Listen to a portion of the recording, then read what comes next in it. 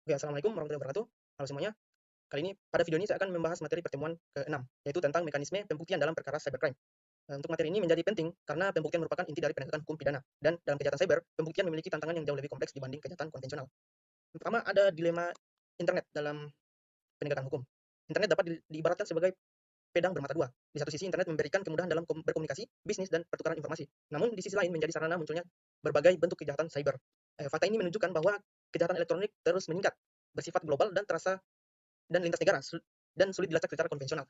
Kondisi ini menuntut sistem hukum untuk beradaptasi dengan realitas digital. Kedua, itu ada Undang-Undang ITE sebagai payung hukum. Undang-Undang ITE sebagai payung hukum di Indonesia, pembuktian cybercrime berlandaskan pada Undang-Undang Nomor 11 Tahun 2008 tentang informasi dan transaksi elektronik dalam Undang-Undang ITE. Nah, untuk Undang-Undang ITE itu mengatur dua materi besar, yaitu transaksi dan sistem elektronik. Lalu ada tindak pidana cyber. Melalui Undang-Undang ITE, informasi dan dokumen elektronik diakui sebagai alat bukti yang sah selama memenuhi persyaratan tertentu. Untuk sistem pembuktian pidana di Indonesia, Indonesia itu menganut sistem pembuktian negatif Wetterich Stelsel, yaitu hukum harus berlandaskan alat bukti yang sah menurut undang-undang dan disertai dengan keyakinan hakim. Dalam konteks cybercrime, alat bukti tidak hanya berupa bukti konvensional, tetapi juga bukti elektronik seperti email, log sistem, rekaman digital, dan data transaksi. Untuk problem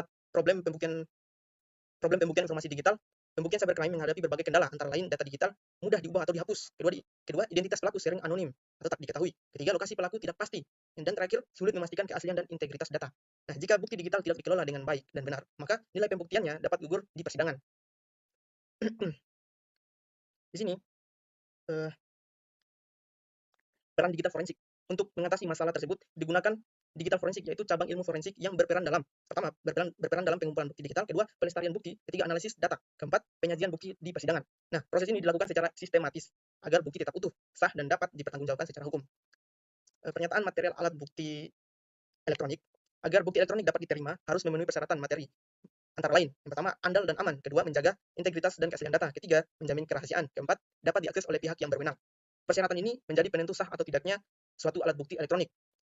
Nah, kesimpulannya, dari materi ini dapat disimpulkan bahwa pembuktian cybercrime membutuhkan pendekatan khusus yang menggabungkan aspek hukum dan teknologi. Tanpa pemahaman yang mengenai bukti digital dan digital forensik, penegakan hukum cybercrime akan sulit dilakukan secara efektif. Demikian pembahasan singkat mengenai materi pertemuan ke-6 tentang mekanisme pembuktian perkara cybercrime. Assalamualaikum warahmatullahi wabarakatuh.